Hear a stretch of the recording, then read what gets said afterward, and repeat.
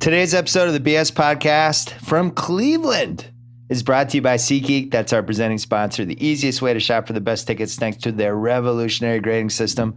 Buy and sell tickets in just 2 taps on your phone. 2 taps. Everything fully guaranteed. Right now, my listeners get $10 off baseball tickets. Oh, yeah, there's baseball. The first time they use SeatGeek, $10 off. Just use promo code BSMLB. Download the SeatGeek app today or go right to SeatGeek.com. We're also brought to you by a new podcast called Outside the Box. If you're a maker, a doer, an innovator, or a mere consumer who wants to get a peek behind the curtain of some of the world's greatest organizations, the first episode features conversations with presidents and CEOs from organizations like the World Wildlife Fund, Feeding America, and more. Expect new episodes about things like corporate culture in the 21st century and inventive approaches to business with some of the brightest minds in the nation. Listen and subscribe. Apple Podcasts, Stitcher, or wherever you get your podcasts. And finally, we're brought to you by Binge Mode, our new podcast about Game of Thrones. We dropped the first 10 episodes on Monday and rose quickly to the top of iTunes. Turns out people like Game of Thrones. But if you love Game of Thrones and you want to binge watch the show again and want some people giving you a little director's commentary, or if you just want to listen to really smart, great podcasts that are almost like a book on tape, I would highly recommend Binge Mode with Game of Thrones with Mallory Rubin, Jason Concepcion. It's really good. It's different. It's original. Check it out. Coming up, Kevin O'Connor from The Ringer. We're going to talk hoops. This one's explosive. There's going to be some detonations. Get ready for this one. First, Pearl Jam.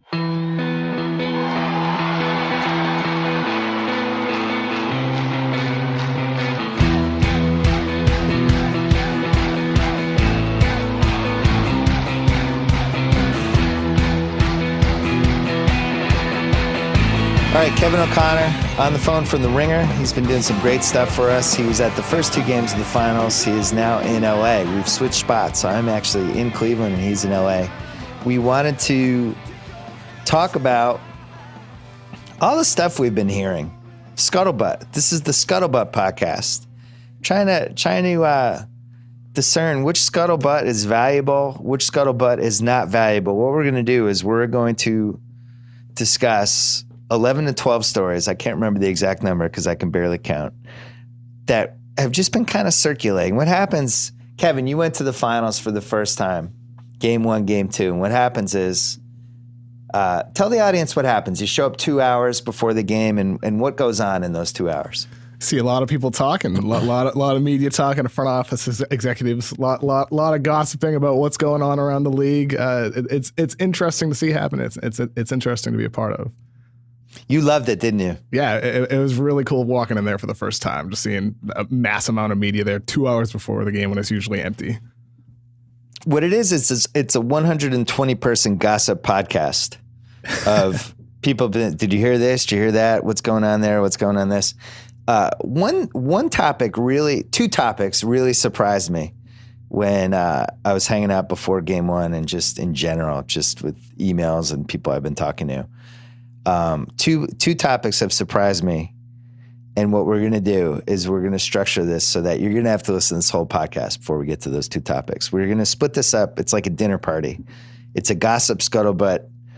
What should we believe and what shouldn't we believe dinner party? And we're splitting this up with appetizers, salads, and then the main course dinner, which is surf and turf. It's delicious. But the appetizers, we have 1, 2, 3, 4, 5.5 basically. So let's start here. Jerry West to the Clippers. People are talking about it. Mark Stein reported it. I did not believe it at first. It felt to me like a gossip story that probably was being leaked by somebody but didn't really have anything real to it. I was wrong. I think it's real. KOC, what have you heard? I think it's definitely real. I find it intriguing that when the Warriors have been asked about it, they've admitted, it's something that they'll address after the season. His contract is up, so he's a free agent. And if he wants to return to LA, even if it's not the Lakers, it seems like the Clippers would be a good spot for him. I don't think Doc Rivers would be best handling both GM responsibilities and coaching responsibilities. So Jerry West would be a nice addition for them anyway. Yeah, it's tough when your GM and your coach works 30 hours a week combined for both jobs. here's the thing about Jerry West, and especially after talking to some people in Oakland, his job's kind of done there. They built a dynasty. He was a big part of it. He was one of the reasons that the Klay Thompson for Kevin Love trade didn't happen. He was one of the reasons that I think they signed Steph Curry to the extension, and everything that's happened, he was heavily involved with. And now the team's kind of built, and KD's coming back. I think that extension's already kind of done in a handshake way, and they have their top 4. What do you do if you're Jerry West? And he's somebody that if you read his book or if you read anything about him, he's predisposed to being miserable and trying to find, the worst case scenario of everything. He's just like a fatalist. This is the cushiest, most perfect situation. It's not for him. He needs the Clippers. That's what he needs, right? Look, with Jerry West, you're still a competitor at heart. And, I think for a lot of front office executives across the league is sometimes there can be a lack of fulfillment in the sense that, and whether you're winning it all every year like they are with the Warriors, like you said, his job is done, or if you're not, you may have a hand in decision making, but not really. So sometimes, like what happens on the court, it might not feel like you're getting it back, all the work that you put into it. So with Jerry West, if he wants to have his hands and bring the Clippers to glory potentially, seems like a great opportunity for a competitor in his 70s who still has an itch to win. I mean, if he's not getting at that with the Warriors, then I think Clippers would be great for him. Yeah, and I'm sure he's talked himself into feeling a little marginalized. There's so many people that are involved with the Warriors. It's going great, and the Clips is the most jinxed franchise we have in the NBA. They've never made it to round 3 ever. They've just been snake bit at every turn. And they're at a really interesting point, with Chris Paul has a big free agent option that he can is it a free agent option or is he an actual free agent? I can't remember. I think it's either. It doesn't matter. He's picking his next contract. Blake has option. Yeah. Yeah, Blake has that too. Let's actually skip ahead to that one because I think West is going there. I think they need somebody. The stories about just how crazy that season was last year with the Clips and some of the behind the scenes stuff and the lack of accountability and all kinds of stuff. It is just not good. And, people showing up late for practices and game film things and not great. So it'll be a start if they have somebody who actually can devote their full time to picking the roster and things like that. 2 big decisions, one of which is another appetizer, Chris Paul to the Spurs. Oh, I never asked you. After each one of these, we're deciding how much we believe it from a scale of 1 to 10. I'm going to go with a 9 for West of the Clippers. What do you go for that one? 7. Okay. Chris Paul to the Spurs. I don't see Chris Paul after 12 years in the league with some miles on him. Little guys don't age well in the NBA, as we know. Hard for me to believe he's walking away from 201 guaranteed for 5 years. Also hard for me to believe that the Spurs are going to gut all of their role players and tie up all their cap space in a Kawhi, LaMarcus, Chris Paul nucleus that I don't even think really puts them close to the Warriors anyway. Doesn't seem logical. It would seem more logical for them to just wait a year, wait for Gasol's contract and Parker's contract to go, and then make a move 2018 for something. This feels like a smokescreen by Chris to walk to the edge of the pool with the Clippers and go, look, I might go to the Spurs. I might go. You might not. You got to give me that 201. And then they do it, and it's fine, and he stays. I'm giving this one a 2 out of 10. What do you give it? So I think it is a negotiating tactic, but I don't necessarily think it's for the 201. I think it's for a no trade. I think he'll want the no trade on top of the 201 because look, I mean, the Clippers, a year from now, 2 years from now, you don't want to potentially be a guy that they move you. So if I'm Chris Paul, I'm doing everything I can to leverage my positioning to try to also get a no trade clause. Smart. And that's what happened to Carmelo. And now, look at him. He's doing terrible. But poor Melo. That's good. I like that wrinkle with the no trade clause. I think you're on the right path. I just feel like they just missed their window. From in 14 and 15, they probably should have made the finals in one of those years, and they had really bad luck. And I'm not sure what happens to that team now. And I certainly would not want to be building around, somebody heading into years 13 through 17 of his playing career who's 6 feet tall. But this is where you are if you're the Clippers. You're in a city that has 2 baseball teams and 2 basketball teams and a hockey team and 2 soccer teams and 2 football teams. And what you can't do is let everybody go and be irrelevant. Chris keeps them relevant, so they don't have a choice. They got to pay the 201. All right. The next one, Andre Drummond, is very available. Very, very available. Do you believe this one? Totally, like a 9.5 for Andre Drummond. Not quite a 10, because I don't want to go to a 10 anywhere, but like a 9.5, 9.6. Drummond, I think if you're Detroit, look, I get the impression that their goal is like get in the playoffs. It's not really, I guess the long view in the sense that like you're worried about, blowing things up or taking steps back in order to win more later. I think for them, it's just about getting in the playoffs. And that's why it's a little surprising with the Drummond rumors, but at the same time, like they could still move him and still retain a competitive roster, depending on what they do this summer with Kentavious Caldwell-Pope, depending on what they do with their pick, which they were reportedly looking to move, which I also believe. Yep. Look, I think they're going to have a very interesting summer. I think we're going to hear the Detroit Pistons in a lot of rumors. Is Drummond even make sense in 2017? In some ways, but at the same time, if the final boss for the next 4 or 5 years is the Warriors, I don't know. I don't know if he is. And like we're talking about a guy who's like a 35% free throw shooter at the end of games in the fourth quarter. He's got some major flaws. Like that guy is a dominant rebounder and he can protect the rim.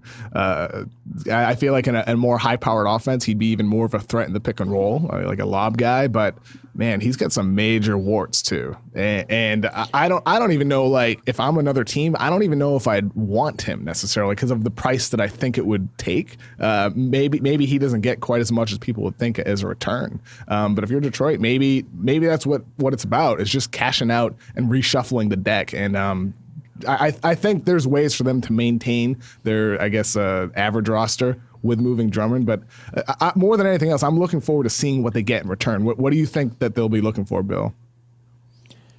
I have no idea what he's worth. And I can't even come up with 3 teams off the top of my head that would be like, yeah, this is a great idea. Let's build around a center who almost can't play in the last 4 minutes of a game. It doesn't fit in with the pace and space, all this stuff that's going on now. And let's give up assets for this too.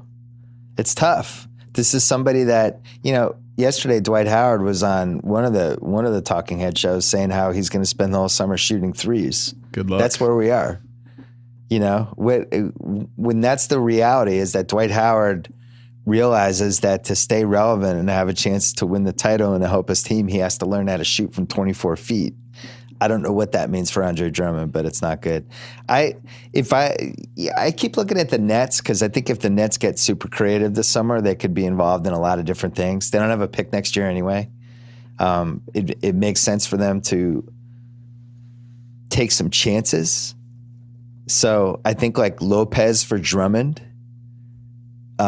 maybe with them taking on some other something. To take like another contract. Maybe Detroit gets rid of a contract with Drummond, something like that. Maybe get the 12th pick too, something like that. Yeah, or whatever. But that makes sense to me. It's got to be a team that's going nowhere that can roll the dice with Drummond on a different situation. He's not somebody that's going to come in and take a 500 team and push them into 50 wins, And I'm not even sure how many minutes he should be playing a game. Maybe he's used like how Milwaukee used Greg Monroe. Maybe that's his destiny. But we'll find out. I think Detroit, I'm with you. I think that 12th pick's available.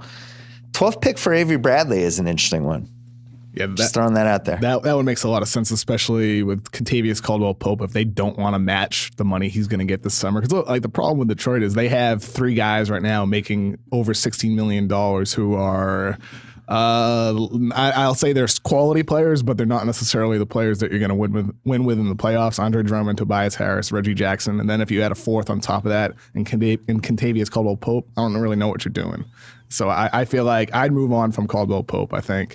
And Andre Drummond, I like that Lopez idea. I don't know if I love it for Detroit, but I really do like it for the Brooklyn Nets, especially if they get that 12th pick back. Because I think for them, if you're the Nets, you got to take as many shots as you can. I love what they did last year's draft, drafting LeVert. This year they got 2 picks in the 20s range. If you can add one in the teens and then trade up with those other picks, you're in good shape. Take some shots. I like their front office, and I think that would be a smart move for them. I would love to see them take any bad contract they can get and get picks for it. Because, listen, they're not going to be good this season. They're not going to be good next season either. So why not? That we're going to talk about the Lakers in a little bit, but the Lakers are going to be trying to shed the Mozgov contract and the Dan contract. And if you're the Nets, okay, we're happy to take one of those contracts. What else are you giving us? You want to give us both contracts and Julius Randle? We'll have the conversation.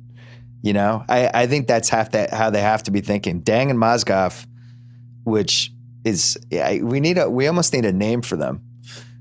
For those 2 contracts, it was $34 billion last year, and they got 3 more years of each, and it's just a cap space ruiner. And the Lakers have to figure out what to do with both of them. So that's where a team like the Nets has to come in and be like, "We're here, we're ready. What can we do for you? We're open for business. We'll take a bad contract. Give us something else."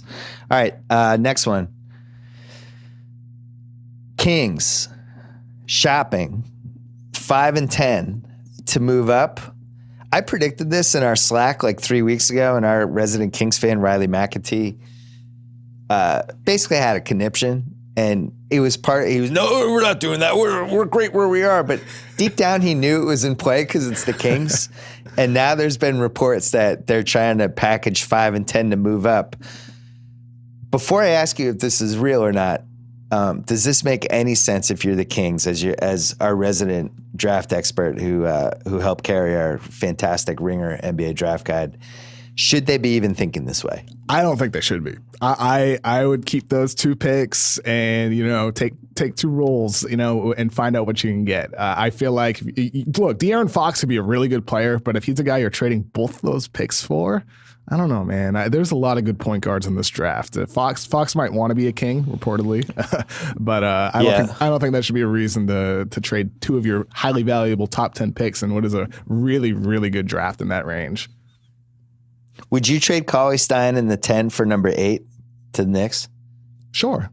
I think I would. I mean, what are you trading up for, though? Like, is there a player that fell to that spot that you're targeting, or is this a pre-draft trade? If it's a pre-draft trade, no. If it's a draft, it's a pre-draft trade. No, I wouldn't. Well, because I was thinking if they can get into the top 8 with both picks, then they can almost wait to just see what point guard falls to them at number 8, because there's too many point guards in the top 8. We know who the top 8 is, but not all 8 teams need a point guard, and somebody's going to drop, and it's probably going to be Dennis Smith, but who knows? I think it would be insane if Fox fell out of the top 4. Who knows? I don't think Fox makes sense at all for Philly. Do you? No, I don't think so. I mean, but honestly, if I'm those teams in the top 3, I'd be looking to trade down. Like, not looking to trade down, but I'd be open to the possibility of it. Right. So, we're going to talk about that a little bit later too. But I think this is a good. It's a good year for that. So you are. What do you believe? I'm at like a 4 out of 10. I think the Kings talk about everything and then it just somehow gets leaked to the media. I don't think they're necessarily intent on trading up, but I also think if they feel like they could get Lonzo for 5 and 10, I think they're going to if they can get Lonzo, Fultz, or Jackson for 5 and 10, basically if they can move up in the top 3 with 5 and 10, I think they have to consider it because they need a superstar, and those are the 3 potential superstars. What do you think? I'm probably a little higher on this than you. I think maybe a 6.5, something like that. I think Fox makes a lot of sense for them. I think ultimately they should wait and hope he falls to 5. But Fox and Buddy Hield is like a perfect pairing in the backcourt, and I can really see the appeal there. There's no denying Fox's talent, so I'd say a 6. But at the same time, I wouldn't do it. I would hang on to those 2 picks. I have a news flash for the Kings. I like Vivek. I think he's a nice guy. Just stay at 5. Fox is going to fall to 5. Do the math. Work out all the scenarios. As Fox might be a top 3 or top 4 talent, but he's going to fall to 5. The Suns aren't going to take him. I don't think the Sixers are going to take him, and I don't think he's going 1 or 2. Guess what that means? He's going to fall to 5. So just wait. Be patient. All right, last one. No Lonzo to the Lakers. Ooh. This is juicy. I mean, I can't believe this is an appetizer. This is almost like we brought out the burrata with the prosciutto on it and some balsamic vinegar. And it's like, this really technically could be in the salad category. It's delicious. Please have some of this. Lonzo not going to the Lakers. Do you believe this one? It depends. It depends on if they're able to trade down, which is again something we'll talk about later. But I think ultimately he goes in that 2 spot. I think ultimately that's where he goes, whether it's the Lakers or somebody else. I think that's where Lonzo will stay. I think if you're the Lakers, they're doing the right thing. Like they should look around. There's a lot of good talent in this draft. Lonzo's not even 2 on my board. I have Jason Tatum at 2 ahead of Lonzo. I think the Lakers are wise to be looking around. I think Colin Cowherd put it best yesterday. I still ride for Colin Cowherd sometimes on his takes. I don't agree with half of them, but sometimes he'll have a good one. And he had one this week that I 100% agreed with and was thinking myself. It makes sense for them to play it this way. And they've kept their cards close to the vest and everything's in play. And it's a nice little power move for them with Ball and the family. But it doesn't mean they're not taking him. I think it's more real than people seem to realize that Josh Jackson could go in the 2 spot. I think that's a real possibility. And look, I spent a year with Magic watching basketball games with him in this little studio, conference room basically on the 5th floor of LA Live, where we would watch 8 basketball games at once. And we spent a lot of time in there. And I have a pretty good feel for what he likes and doesn't like as a player. And he loves competitive guys. That's what he likes. He loves competitive guys. He likes gamers. He likes people that show up 2 hours early. He likes people that remind himself of him. And Lonzo, as I ride for Lonzo, I think he should be the 2nd pick. But there were, if you study that March Madness game, Fox got super competitive with Lonzo, and Lonzo kind of ran away from it. And it was a concern. It was the first time I wavered a little bit on Lonzo. I didn't like that Fox picked him up at full court, and Lonzo just tried to get rid of the ball.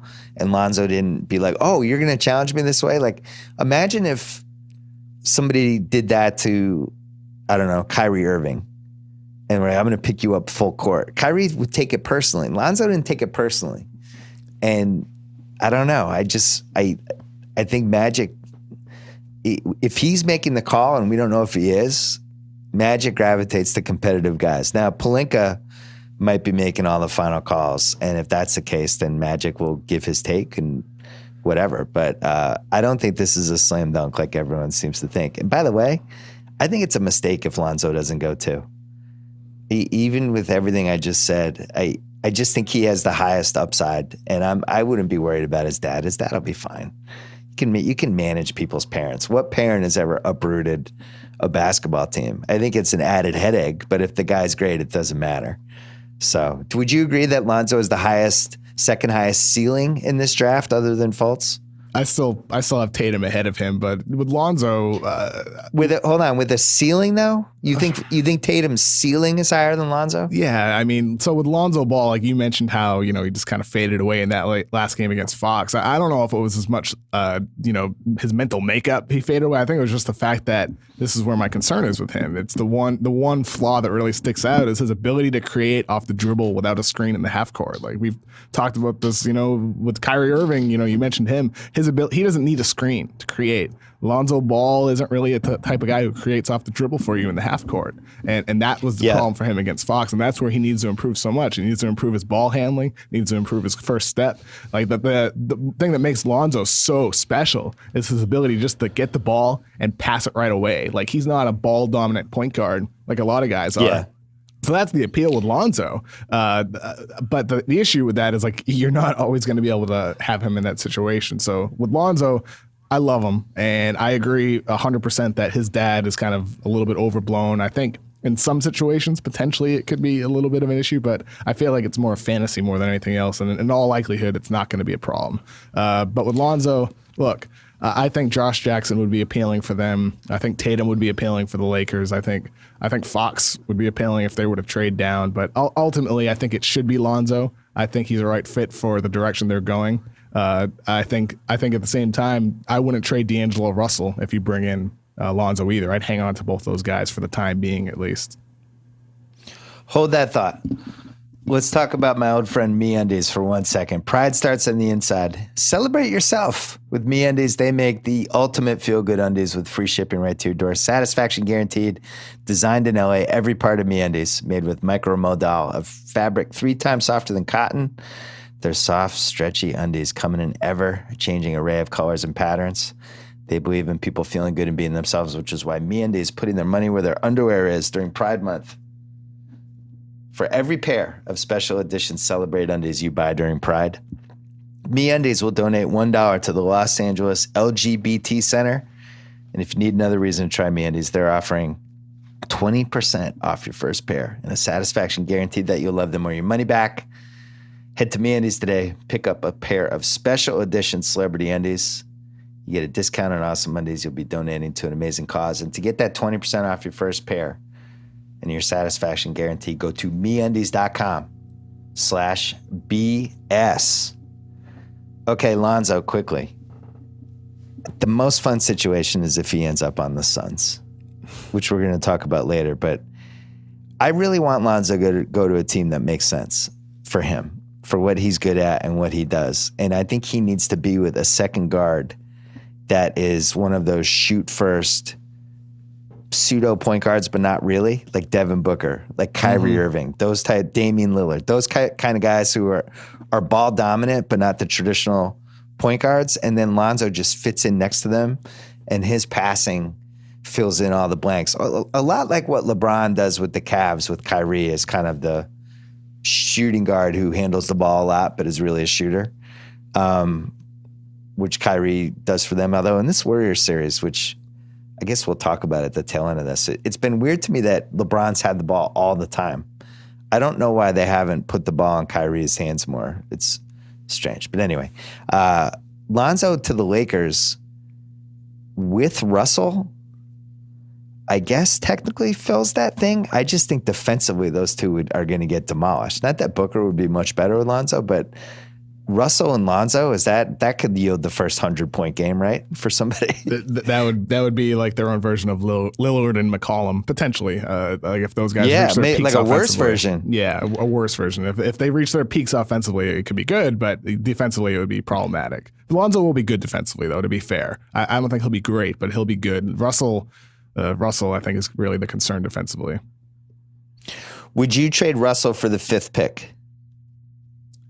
Yeah. I like Russell a lot. That's one of my dudes. Like I don't think people should give up on him at all after 2 years. He's going to be a good player, but I like some of the guys that would be available at 5 more than I would like Russell, especially if you're taking Lonzo too. I think you get a really good forward at that spot. Even Josh Jackson, right? Jason Tatum, Jonathan Isaac. There's a lot of guys at that spot that if you're the Lakers, you can add one on top and really reshuffle your assets. What if the Kings say, we won't trade 5 for Russell, but we'll give you 8? So if they did that trade you mentioned earlier, to move up to 8. No, I'm saying, yeah, you're right. 10. Okay. They have 10. No, I would not do 10. 10's not, no. You can't do that one. Nope, no way. No chance. Hang up. Would you trade Russell to the Knicks for 8? I'd want more. I'd be negotiating. But the thing is like, what else do they have? Any other asset they'd be giving, it'd be a future asset. I don't know if it'd be worth waiting for that. So I'm not sure I'd dip that low. I think maybe six I'd take, but any 7, 8. I'm getting a little bit further away from the guys that I'd want. Depending on who falls. Like the thing is like on draft night, if the guy that you perceive as, your fourth best prospect falls to 7, then yeah, you do it. If he falls to 10, yeah, you do it. But the thing is like pre-draft, I would not do that. On draft night, sure. It depends on who's available though. Gotcha. Contingency trades. All right. Yes. Let's have some salad. We're talking about the Celtics. They're our salad team this year. Not because I'm a lifelong Boston Celtics fan and love talking about the Celtics, but, they're going to be in the middle of the action. They have the number 1 pick. They have a lot of cap space.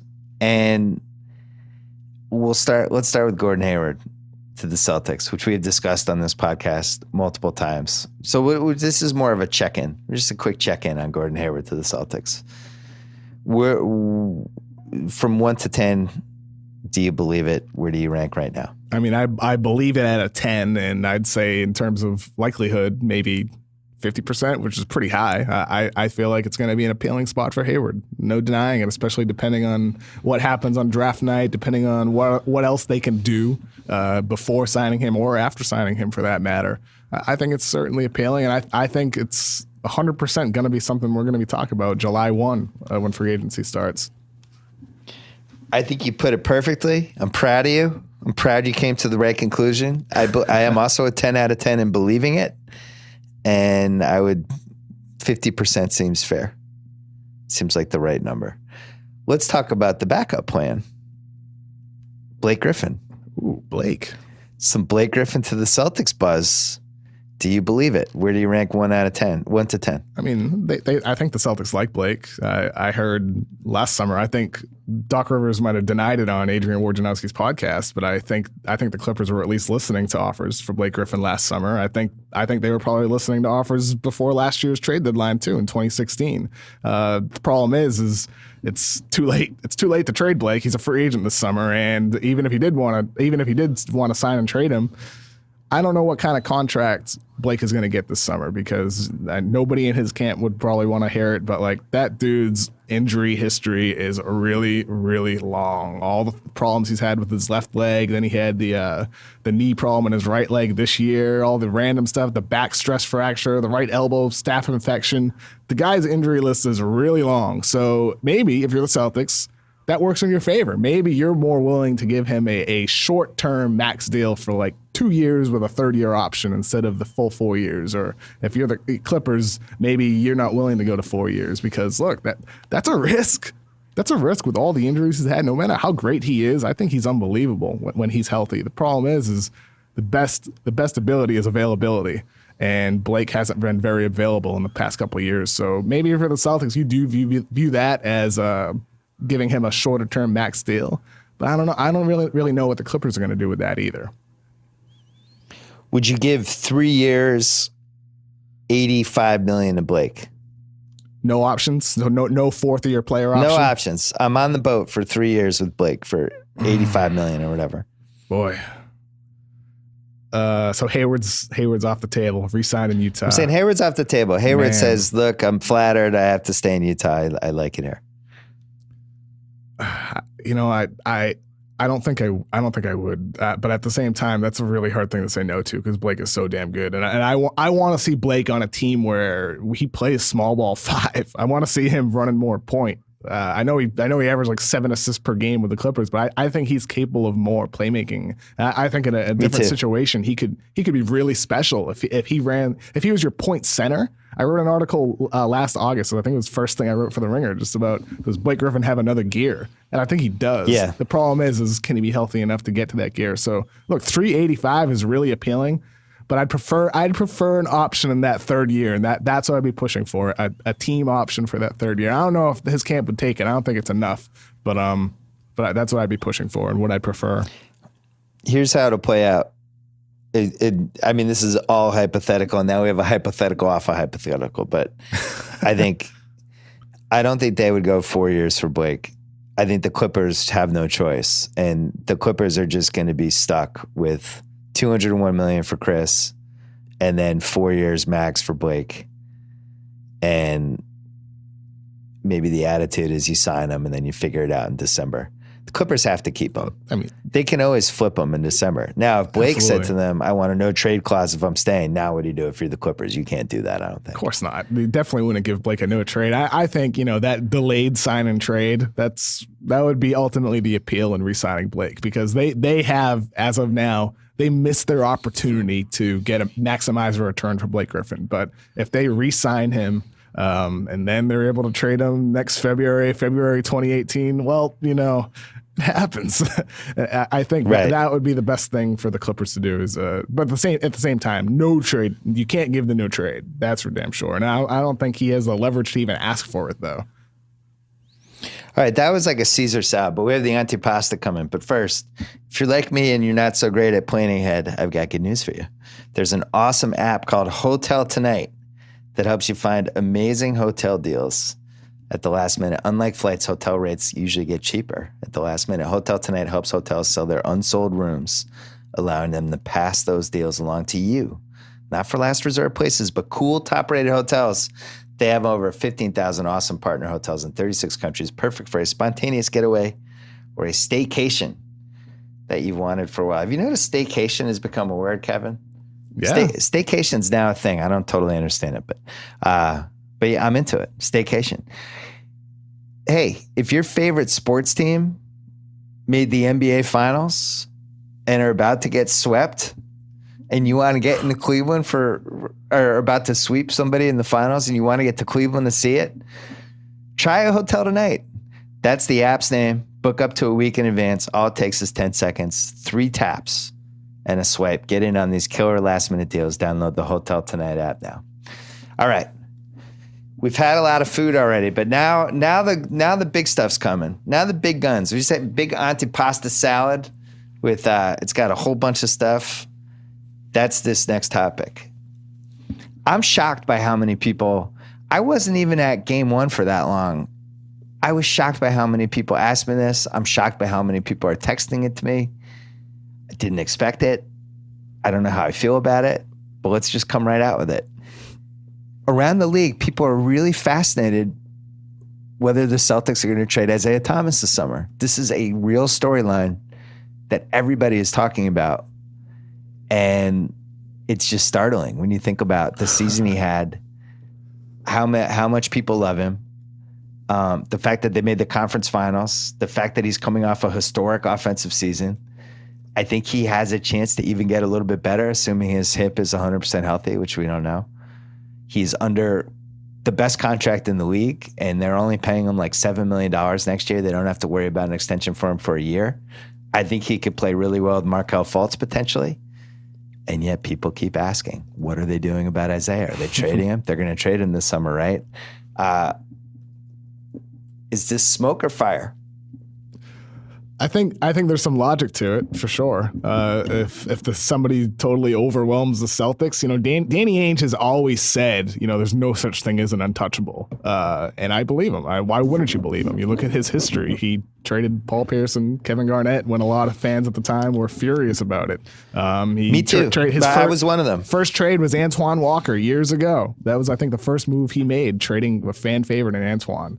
He's not afraid to make big moves that go against what fans want. Don't sleep on. He traded the number 5 lottery pick in 2007, which was in the moment bizarre. Yeah. It was like, great, we have Ray Allen and Paul Pierce. What is that? That's 44 wins next year. That gets us nowhere. Why are we doing this? So yeah, I agree with you. If somebody is going to overwhelm them for a 5'9" point guard coming off a major hip injury that's about to demand a max contract, then maybe you think about it. Isaiah is unbelievable, and I can't recall a time in my lifetime where a person who scored 29 points per game was involved in should they keep him or should they trade him after the season so quickly like it's been for Isaiah. I think if you sign Hayward and you're able to do some other nice stuff, you keep IT.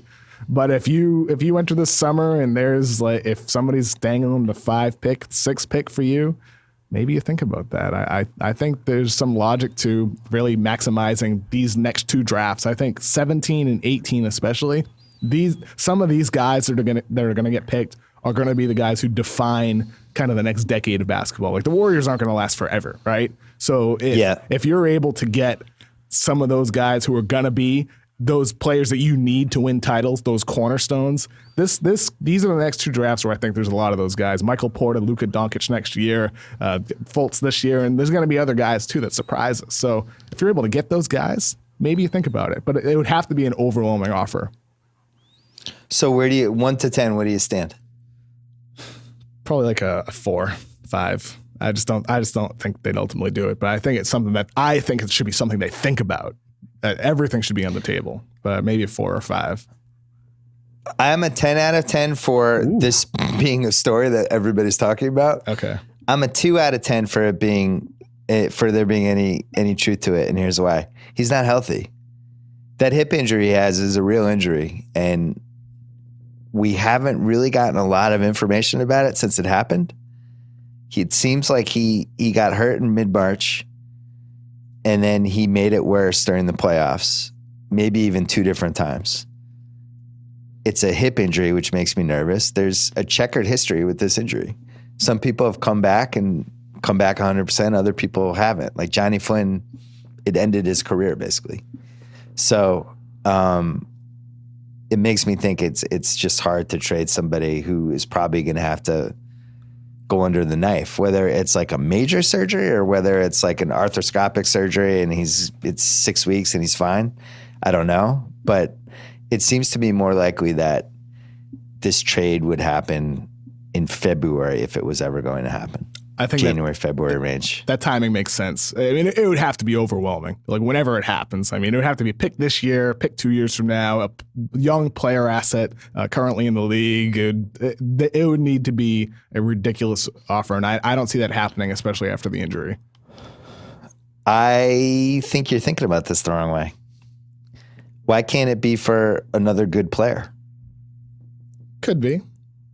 Reshuffle Why couldn't it be, say, Isaiah and Jay Crowder for Jimmy Butler? Could work.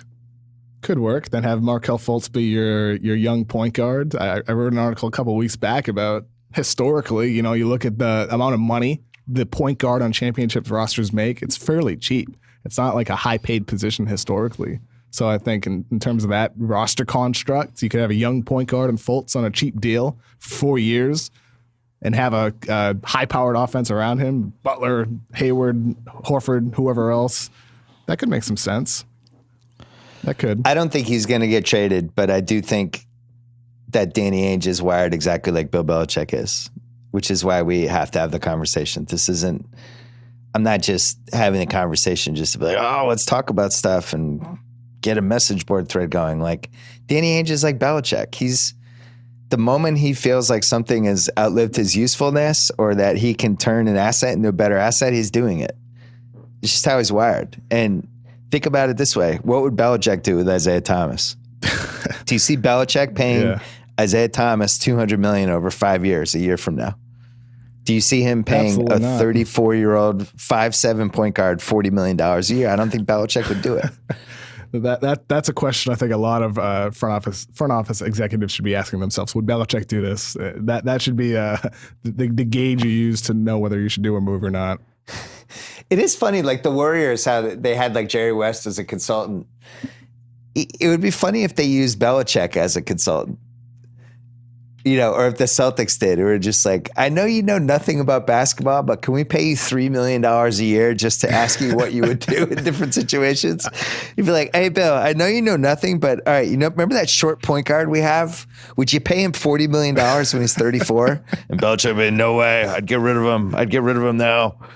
It's an interesting thought anyway. I'd love to know what Belichick would say about Klay Thompson. Would he say trade Klay and have a younger player with the younger assets filling that role instead of paying him as like the fourth guy as a max contract? What would Belichick do in that sense? Would he want to redistribute Klay's talents elsewhere on the roster to have sustainability? That's the key. It's about sustaining success over a long period of time because that team's going to get expensive.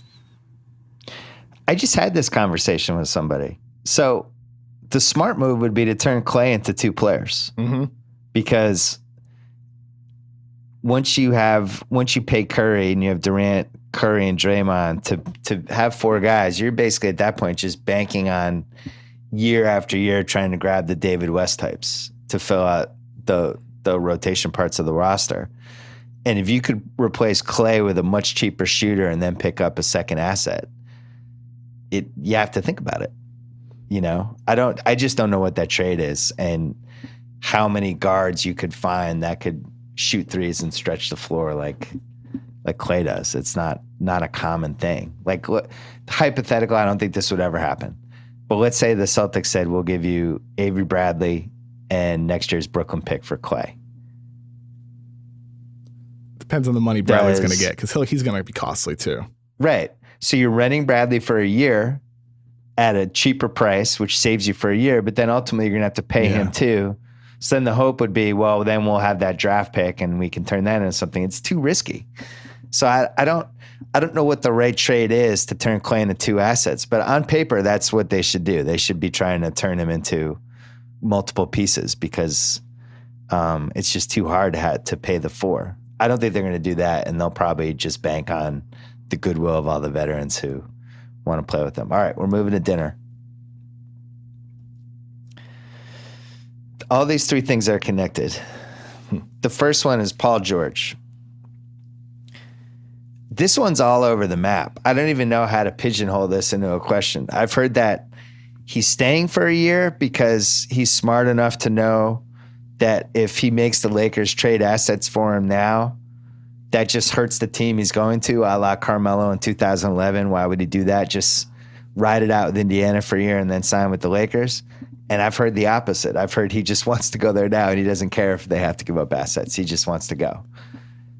What have you heard? What do you think? What do you believe? So at the trade deadline, I thought the Pacers were wise to wait till the summer. Because depending on who won the lottery, there could be a team, that's able to, overwhelm them. And I thought there might be more suitors available, but I was wrong. I think it's the opposite, because of the rumblings that Paul George wants to go to the Lakers next year or this summer, whenever it is.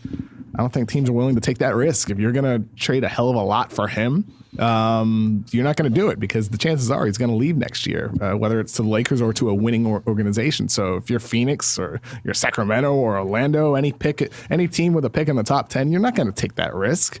And if you're Indiana, if the price is low for him, like let's just say it's I don't want to put out like names necessarily. Let's just say it's an offer that you look at and say, why would the Pacers do that? That's exactly what you're saying. It comes to the point where Indiana would be better off hanging on to him and hoping that they can build a winner around him rather than just taking what they can get. I think that's the threshold where Indiana's at right now, where nobody's offering a deal where it makes sense over just banking on him staying. You might be better off taking that risk or just hanging on until February and seeing what happens at that point. So if Paul George made the All-NBA this coming season, wouldn't that flip how much they could offer him as a free agent? Yeah, and that could happen next year too. Like he could be named to All NBA next year and then be able to sign that big max deal. Yeah, he could be second team All NBA next year, and then they could offer him another 15. I would keep him. Do you think that would be enough though? Do you think that would be enough? Like, is the money so overwhelming? I feel like that might be a little bit overrated in certain situations. It might be, but it's better than the situation they're in now, because I think the Celtics are smart enough to realize that it's too risky to trade for him, because the rumors are so strong about him in LA that it's too risky. You're not giving up a defined, guaranteed, awesome asset for somebody who could just split in a year. I think the only way he could do it is if he guaranteed he would stay, but how do you even guarantee that with a year to go? Yeah, well, I don't trust a wink. One thing, listen, everything we're doing on this podcast, this is like if Kevin and I were shooting the shit in the phone and we're just taping it for a podcast and we're just talking about things we've heard. If we say that we've 100%, I've heard this and I'm reporting this on the podcast, we'll say it. I'm just talking out loud. If the Cavs get swept and I'm Indiana, do I try to get Kevin Love for Paul George? And basically the Cavs rent Paul George for a year and get out of Kevin Love's contract anyway, because if LeBron leaves after next season, which we're going to talk about in a second, they go all in for one more title. And if you're Indiana, you lock down Love and you get a real guy for him. So interesting thought, right? Yes. So the funny thing is like someone who I've talked to about LeBron leaving texted me yesterday, and we were talking exactly about this. Like, if you're the Cavaliers, would you try to flip Love for George for a year? So it's funny that you bring that up. He was just, speculating as well. It wasn't like anything he's heard or anything. It's just, this makes sense. And it does make sense. It makes a hell of a lot of sense for both teams. I don't know if you're Indiana. I don't know if you'd want Love over like younger future assets, though. That's where I keep going back to is, would you rather have 28-year-old Kevin Love, who's suffered some knee injuries the past couple years, who's going to be a free agent in 2019, or would you rather settle, not settle, but would you rather have those younger assets, or would you still rather hang on to Paul George and hope he resigns if he gets that All-NBA next year? I don't know if I'd do it if I was Indiana. If you're Cavaliers, 100% you do that. That's for damn sure. But I don't know about Indiana. All right, I'm going to give you two questions. Paul George is on the Pacers on July 15th. Where do you rank that one from 1 to 10? 7. That's where I'm at. Okay. Paul George is traded before the NBA draft on July 24th, or June 24th, whenever it is. Where do you rank that one? A 2.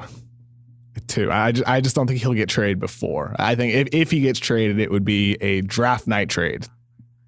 Draft night trade. Okay. But that would be if it's the Lakers. If it's like the Celtics, I don't think it would happen until after Hayward signed, because of the order of operations that would be necessary to make it happen. I don't think that would happen anyway, but if it were to happen, I think those two situations are when the timing would have to be. So you think like Russell, Randall, and a contract for Paul George?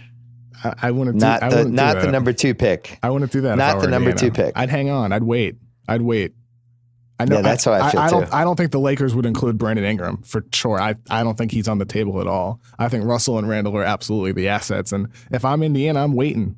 I'm holding on, hoping that some desperate team, during the season is willing to take the risk. Maybe that doesn't happen. You know what? But at the same time, maybe the Lakers are still a viable destination during the year too. So I'd wait if I'm the Indiana Pacers and that's the best available offer. Hang on, just wait, be patient. I would wait as well, and I think we already have a model for how this should be handled, which is how Flip Saunders handled Kevin Love. Makes sense. They ended up getting the number 1 pick. Yeah, he waited. He didn't like any of the trades. He waited, and then it happened. All right, quick break to talk about Movement, started by 2 broke college kids that wanted to wear stylish watches but couldn't afford them. Movement watches, founded on the belief that style shouldn't break the bank. Kevin, how much I love people that start from scratch, since that's a million years ago. That's what I was doing. I started my own website. You were on your own. You were producing your own draft guide, all that stuff. So we identify with the Movement watches guys. By selling their products entirely online, they're able to cut out the middleman and the retail markup in order to provide us with the best price possible. Watches starting at just $95, a fraction of what department store brands typically charge. Revolutionary prices, along with Movement's classic design, quality construction, style, minimalism, has led to over 500,000 watches being sold in over 160 countries. They sent me one. It's spectacular. Movement watches make great gifts, whether you're celebrating a grad or your dad. Father's Day is coming up. Movement is the perfect place to shop. Go to mvmt.com/Bill and get 15% off today, plus free shipping and free returns. That's mvmt.com/Bill. Join the movement. Hey, guess what? Our entrees are here. Oh boy. It's time. LeBron. It's time. So there's a lot of buzz about, will LeBron end up finishing his career in Cleveland? It's been discussed. It's been whispered. It's been discussed some more. it's a topic that is happening. Jalen Rose, my buddy, was on First Take today talking about it. He was on First Take with a crowd of Cleveland fans surrounding him and turned around and said to them, I don't think LeBron is going to finish his career in Cleveland. I think he's going to finish his career for a California team. And then he was like, that's not the Clippers, the Kings, who are the Warriors. So basically he's saying the Lakers. So just here's what we know. We know LeBron has a $20 million house in Brentwood. We know that LeBron's empire, which isn't really an empire yet, but all the media stuff that he's doing and his production company is based in Burbank. And we know he loves and respects Magic Johnson. So that's really all the information we have. What can you add to the periphery of this story that's not a story yet? Okay, so two guys I really trust for this type of stuff is, they think LeBron will be going to LA, whether it's the Lakers or the Clippers, more likely the Lakers. They think 2018, LeBron's going to see that the Cavaliers are fizzled out and that he can have a younger, more sustainable, but still extremely talented roster, possibly in LA with next to Paul George. LeBron James and Paul George with the Lakers can make sense, especially if the LA is able to move some cap around, get rid of Deng and Mozgov, open up some cap space. It's something that could make sense. And if you're LeBron, what was so appealing about Cleveland? You had a younger superstar in Kyrie Irving who could help carry you when you needed it. Kevin Love is younger as well. You had those two assets. But then, the NBA changed and suddenly Kevin Love's value has declined a little bit. His importance in today's league isn't quite what it was as that post scorer a couple years ago. That changed. They signed J.R. Smith and Thompson for a hell of a lot of money, which kind of crippled their ability to add players on the back end of their roster. We're seeing that now in the finals. They're all offensive matchups, can't defend. They're all defense matchups, can't score. The roster construct is a problem. That's the inherent issue with them. So if you're LeBron and all you care about is championships, you're looking at the Lakers, and they're a team who could have a young rising superstar in Brandon Ingram on top of you and maybe a guy like Paul George and whatever else they add. How's that not super appealing? And that's the sense I get. And one other thing, Bill, that I think is worthy of pointing out here is at the Sloan Sports Analytics Conference, David Griffin was on a panel with Bob Myers and Masai Ujiri from the Toronto Raptors. And he said something interesting to a question. Basically, he was talking about how they traded that top 10 protected 29 first-round draft pick for Kyle Korver. And he said, quote, I'm reading this right here. He said, quote, "It may not look good on the books moving forward, and people may say, oh my God, they mortgaged their future. Well, if LeBron and Kevin and Kyrie are gone and we become a lottery pick, we'll have those picks because they're protected." That's just a weird thing to say. It says nothing more to me than it's at least something that's on his mind. That the possibility of LeBron leaving is something that even they're thinking about. The fact that he would admit that they put the top 10 protection on there for that specific reason, at least says that they know that's a real possibility. That's it. And I think that David Griffin comment is really one of the most illuminating things on top of all of the conversations that are happening like in NBA circles behind the scenes. There's a lot of smoke, put it that way. I agree. There's a lot of smoke, and it's very strange that he said that. My question is, so I believe it's in play. I don't think there's any question. I just think he's better off in the East if he wants to keep winning titles. Like you talked about the Lakers, Paul George. Well, Paul George, is not as good as Kyrie Irving and certainly does not have the big game resume that Kyrie Irving does.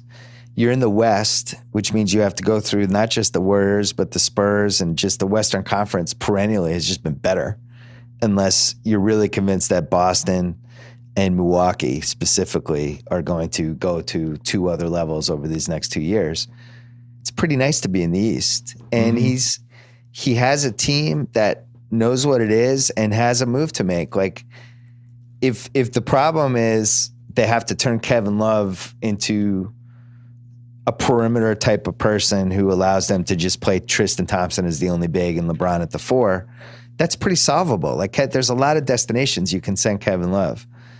I think it is much more realistic that he stays in Cleveland and that Love becomes not the fall guy, but just the move that they have to make this summer to try to keep winning championships. To me, it's like if they get swept or they lose in 5 and it's convincing, I would put a Love trade at like 8 out of 10. And I would put the possibility of LeBron leaving at 1.5 or 2 to 10. I mean, I think he cares too much about what people think, and especially what people around here think. And if he's ditching them just to go to LA to try to win championships, it's not as good of a situation. Right. I don't think right now it doesn't look like it though, but it might. Yeah, but I mean, they'd have to nail that pick. They would have to get incredible strides from Brandon Ingram that, to be honest, I just didn't really see the seeds last year. Did you? Do you see the seeds with Brandon Ingram for him to be a superstar? I don't know about superstar, but maybe a high level, your second star. And if because you have George and LeBron on top of it, if he's your third guy, I like Ingram a lot, Bill. I think Ingram got off to a really slow start, but expectations were too high for him in the first place. He's going to be a really good player. 4 years from now, maybe? Maybe 2 years from now. I think LeBron expressed his willingness to be patient with that Cavaliers roster when he joined them. He said in his letter that he knows it's going to take time, blah blah blah, etc. I think it would be a similar thing if he were to go to the Lakers. Wait a second, he wasn't patient. They traded Andrew Wiggins for Love, but still, he went and signed a whole bunch of old people. Yeah, they did the J.R. Smith contract. Where was the patience? He murdered their cap through the decade with no patience. GM LeBron did make some harsh short-term decisions that are going to screw him in the end. Well, the J.R. Smith one is like, wow. I mean, that guy was MIA in the first 2 games, and they got 2 more years of him. But put it this way, Kyrie Irving reached a higher level, I think, quicker than maybe even he expected. Put it that way. Like everything else they went young, but Kyrie reached a higher level like immediately. I mean, right away, Kyrie became a superstar level player. When before that, like I think everybody acknowledged that he was a great point guard with the potential to be special, but he reached that level immediately, and we're seeing that more now than ever. I think people thought he was a great talent, but to me, I felt like he was one of those Steve Francis type guys, like good stats on a bad team. He's completely overachieved from what I thought he was, but I think we could also say Love underachieved a little bit. Even if he's been better this year, the guy they thought they were getting was one of the best 10 players in the league, and he just never got to that level. Really, Kyrie, it was a little bit of a seesaw. Kyrie overachieved a little, Kevin Love underachieved a little. But, all right, for this Lakers thing to become a reality, we have to bring the potatoes in. The potatoes and the rice and the asparagus with the béarnaise sauce. A Lakers-Sun pick swap, which I forget where this rumor floated around, but I was surprised it didn't get more play. You hear so many trade rumors. Here's one that actually makes sense. The Suns have too many assets. They have some cap space. They have the possibility of teaming up Lonzo and Booker, which I just think would be fantastic offensively. It would really be, that'd be one of the most fun backcourts in a long time. And, you know, if you're the Lakers, you have to get rid of the Mozgov contract and the Dan contract. Now, conceivably, you could get rid of one and then stretch the other to create some space, but you have to get rid of at least one. If the Lakers move backwards 2 spots and dumped one of those contracts on Phoenix, and Phoenix moved up those 2 spots, grabbed the contract and got Lonzo, doesn't everyone win, or am I crazy? By the way, this is conjecture. This is just me looking at all the rosters, trade machine, and playing off what that swap could be. But doesn't that trade make sense? It makes sense if you perceive that Lonzo isn't your guy at 2. You can't be doing that with the slimmer hopes of hoping for LeBron and George next summer. It needs to be that you need to be looking at that deal independently, and everything else needs to be like the cherry on top, essentially, right? So you do need to move those deals. You're thinking Lonzo's not, we're not totally convinced on Lonzo at 2. We think we can get somebody awesome at 4. Absolutely. We get a chess piece, and we need to clear space because we think we have a real chance at LeBron in a year. Yes. So it would be the type of thing where, like, we want to take Fox at 2. We want to take Jackson at 2, but we know he'll be there at 4. that would need to be the logic behind the deal. And then everything else on top of that is, the extra sauce to make that deal 100% worth it. Because you do need to move Deng and Mozgov. And I think it would be a little bit easier for them to do that this summer, more so than next summer, because you don't have your pick next year. So you lose out on that asset that you could package in deals. So I think if you're the Lakers, move on from them as soon as you can. Get rid of Deng, get rid of Mozgov. Even Jordan Clarkson, to an extent, he might be a guy that you could potentially be moving to. Yeah, and teams would take Jordan Clarkson. I still don't. He's a good player. Yeah, you like him way more than I do. I don't know if I like him a whole lot. I don't like paying $12 million. I like Clarkson though. I think at his price point, like $12 million, that's fair. I just don't like it. I feel the same way about, Jamal Crawford, Austin Rivers, who I'm in the minority of. I really actually think Austin Rivers is a valuable bench guy. I just don't like paying $12 million for a guard. Yeah, I did second team all D. I don't love paying $12 million for a guard that can't start for me. It's just one of my rules. I just feel like I can get guards. Guards are available. You can get guards every year.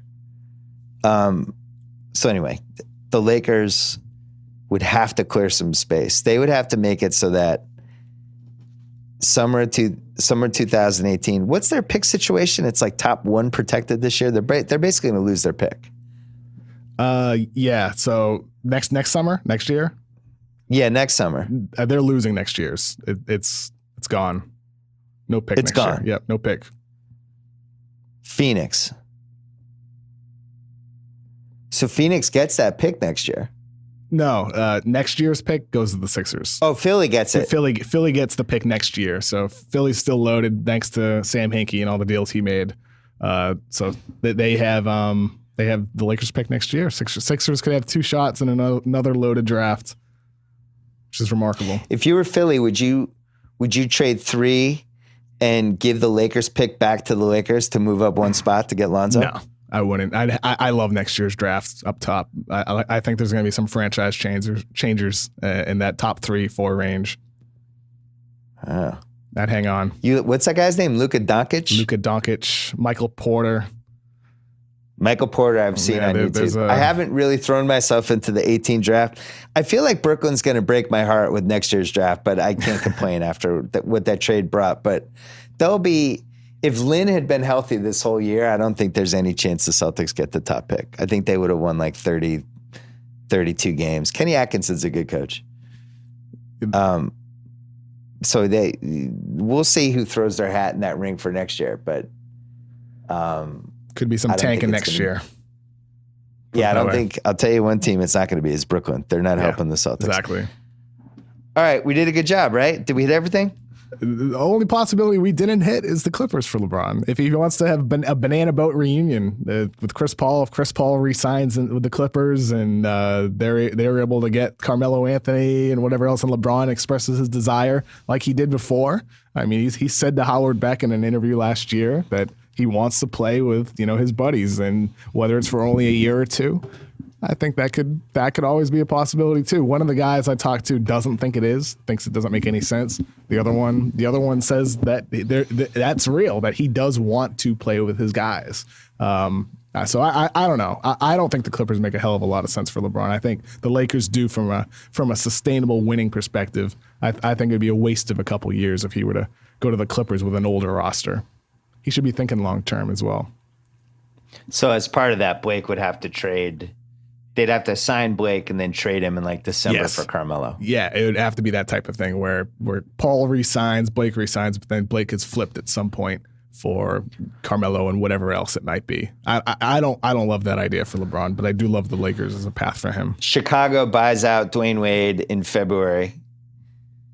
He then goes to the Clippers and signs a deal with them. And Doc Rivers agrees to work 3 more hours a week, pushing him up to 33. Less golfing for Doc.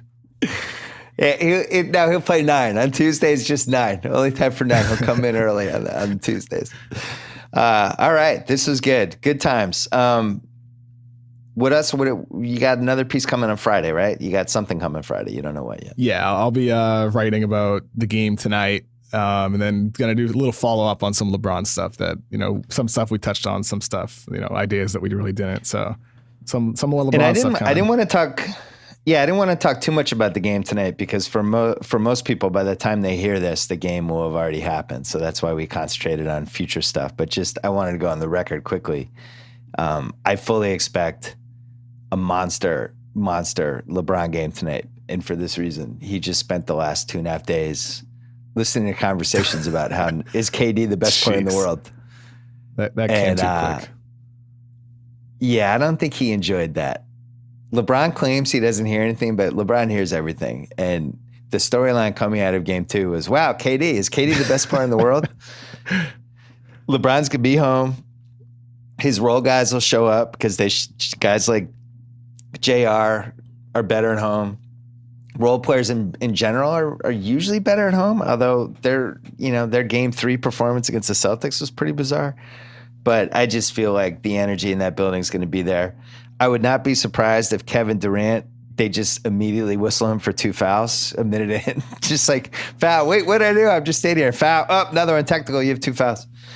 I think the if there was ever a game for them to call, LeBron's like Wilt Chamberlain and Shaq, like where you could call the other team for 40 fouls against LeBron, or you could call them for 8, And if there was ever the type of game where they're going to be calling every tic-tac everything, it would have to be this one.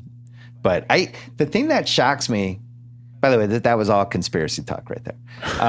The thing that shocks me about this series, though, really super quickly, Ty Lue going fast and it not working in game 1 and then them doubling down on that strategy in game 2. I'm just mystified by it. I don't know. It's the exact opposite of what I would do. I just feel like they have to slow it down, save LeBron for all 4 quarters, make it an ugly game, make it a game with no flow, make sure that it's not a track meet because the Warriors are so good in chaos. They're basically trying to beat the Warriors at the brand of basketball that the Warriors are the best ever at. And I don't get it. I don't understand it. I'm stupefied by it. Were you as dumbfounded by it?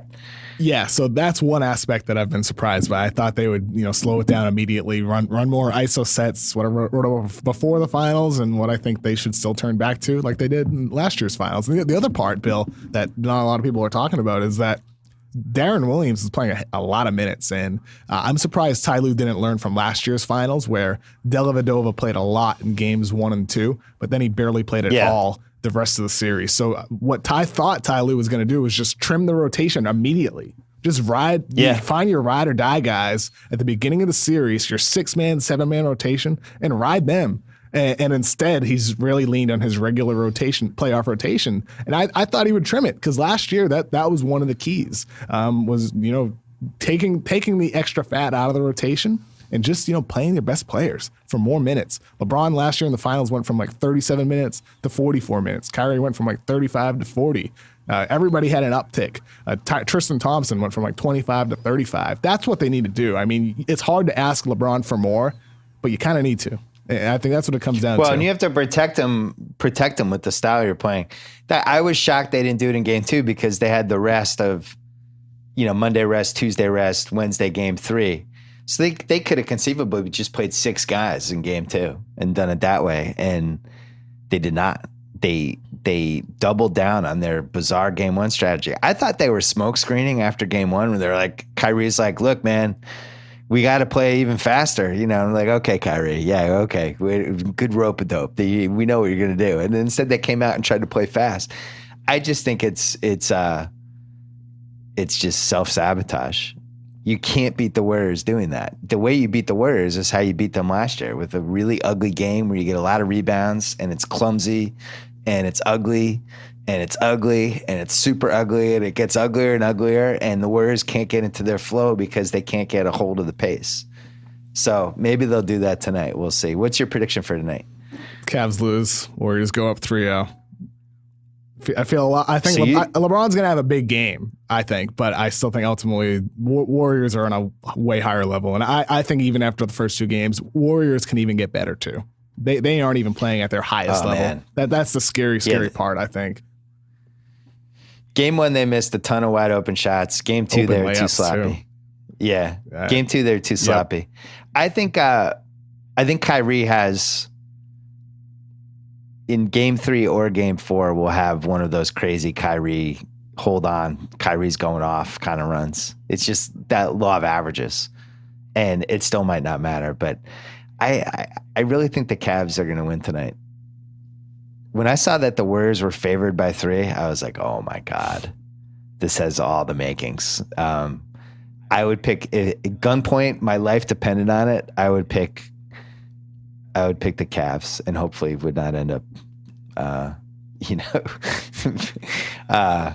anyway, I'm expecting a great one, because let me tell you something. If the Warriors win tonight, Game 4 is going to be anticlimactic, and then we'll go into the weekend with no more basketball. How much would that suck? We need the Cavs to win tonight. More draft talk if we get more time for draft talk. Jesus. But I want a series though. I want a series. I want some fun games. I want this to be close. It needs to be close. All right, Kevin O'Connor, thank you so much. Thank you, Bill. Last note. Somebody who worked for the NBA who was a big part of their family and was just a great guy, Todd Harris. He passed away this week, suddenly, unexpectedly. He's right around my age, actually. And he's just an awesome guy. And you'll see something, I'm sure, about him tonight. But was just an impactful guy with the NBA and was on the inner circle of a lot of stuff and was there a long time.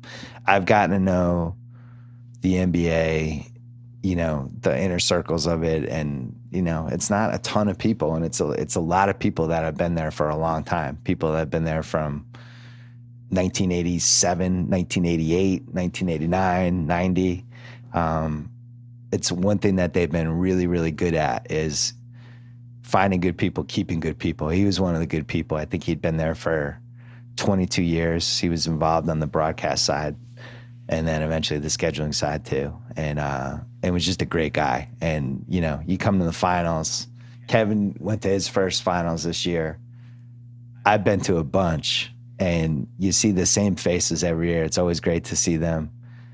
It's literally a family. It's like I hate that cliche sometimes in the wrong hands, but I think the NBA is definitely a family. And you see all these faces all the time, like, hey, and a lot of those. He was one of those faces for me and for a bunch of people.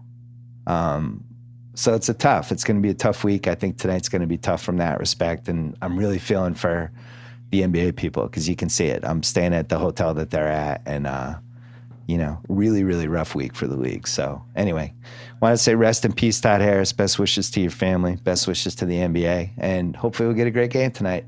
That was it for the BS podcast. Thanks to Kevin. Thanks to SeatGeek. Don't forget to subscribe to the Binge Mode Game of Thrones, and we're going to be back with another podcast probably Friday morning. Until then.